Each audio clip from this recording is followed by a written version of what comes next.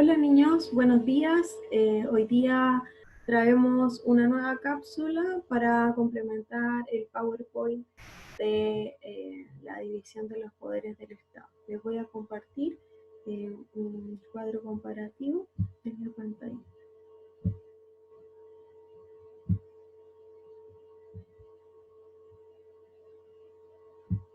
Ya. Bueno, lo primero indicarles, ¿cierto?, que para entender la importancia de la división de los poderes del Estado, es bueno poder también comparar el sistema republicano con otros sistemas de organización política. ¿Ya? En este caso, yo les traje los ejemplos de lo que pudo ser una monarquía absoluta o también podría ser una dictadura. ¿Ya? Las primeras diferencias que nosotros podemos evidenciar son la duración del cargo, por supuesto, que en el caso de una república, ¿cierto?, sabemos que está definido según la Constitución política. En el caso de Chile son 4 años, pero en una monarquía esa duración va a ser vitalicia, quiere decir que va a durar para toda la vida. Y en el caso de una dictadura, ¿cierto?, la duración del cargo es completamente indefinida, no tenemos cómo saber cuándo va a acabar. Por otro lado, la forma de elección, ¿cierto? Tenemos que, en el caso de una república como la nuestra, ¿cierto?, la forma de elegir a los representantes, en este caso el presidente, que es la cara visible, es a través del voto popular, ¿ya? Pero, a diferencia de lo que ocurre en una república, en una monarquía encontramos que ese poder se hereda, ¿cierto? Y que además emana de lo divino, porque hay una relación estrecha, ¿cierto?, entre las monarquías y la Iglesia Católica. Por lo tanto, el cargo lo va a asumir el familiar más directo del monarca en este caso. Y, por otro lado, en cuanto a la dictadura, sabemos que hay una toma del poder, ¿cierto?, que generalmente es a través de la fuerza. Finalmente, en el tipo de poder me quiero detener porque es lo que a nosotros nos compete en este capítulo, ¿cierto?, que existe una división de los poderes del Estado en una república, lo que hace que el poder se limite.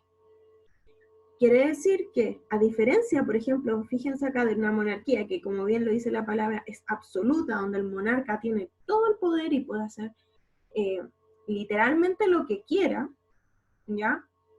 En una república no ocurre así, porque al estar el poder dividido, no se concentra en una sola persona, por lo tanto, es menor la probabilidad de abusos. Ojo, en comparación con una monarquía, no quiere decir que no puedan existir. Y por otro lado, en el caso de una dictadura, ¿cierto?, esta carece de limitaciones eficaces para poder controlar el poder de, en este caso, el dictador, ¿ya? Porque, claro, puede haber una constitución, puede haber una división de poderes, pero en la práctica es muy difícil poder controlar lo que haga o no haga el dictador, ¿cierto? Porque una dictadura se caracteriza por cambiar, ¿cierto?, la estructura constitucional. Vamos a ir a esta otra imagen para terminar, donde se explica a grandes rasgos las diferencias principales que existen entre los tres poderes del Estado. En este caso, el ejecutivo, el legislativo y el judicial, ¿ya? En primer lugar, podemos decir del ejecutivo, que como lo dice la palabra, es el que ejecuta, el que se encarga de gobernar, de administrar el país, y está encabezado principalmente, o sea, la figura más importante, pero no única, ojo con eso, es el presidente de la República. Es la cara visible, ¿cierto?, que tiene la República, ¿ya? Pero este presidente se hace ayudar de muchas otras personas, entre ellos, y lo más relevante, ¿cierto?, son los ministros, que a diferencia del presidente de la República, que se elige a través de votación popular, se elige, ¿cierto?, de forma, a través de votos de confianza del mismo presidente. Quiere decir que es el presidente quien los designa, ¿cierto?, en su cargo y también los puede remover. En el caso del poder legislativo, como lo dice la palabra también, se encarga de legislar, ¿ya? La función principal es la elaboración y aprobación de las leyes. También, obviamente, rechazar aquellas leyes que las cámaras no consideren apropiadas, ¿cierto? Y está encabezado por el Congreso Nacional, que se compone de la Cámara de Diputados y la Cámara de Senadores, que, al igual que el presidente de la República, son cargos de elección popular. O sea, las personas pueden elegir a los senadores y diputados. ¿Por qué? Porque son ellos los que se encargan de una labor, imagínense, tan importante como la aprobación de las leyes, que finalmente es lo que va a regir también los límites del comportamiento social. Y finalmente tenemos el Poder Judicial, que se encarga de administrar la justicia y que está encabezado por la Corte Suprema y todos los tribunales de justicia, ¿cierto?, que encontramos en el país, conformados por los distintos jueces, ¿ya? ¿Qué es lo que me interesa que ustedes tengan claro? Primero, que esta división se genera con el fin de no tener el poder concentrado en una pura persona. Eso es lo más importante. Y para que eso ocurra, una de las características fundamentales de esta división es el rigor de la división.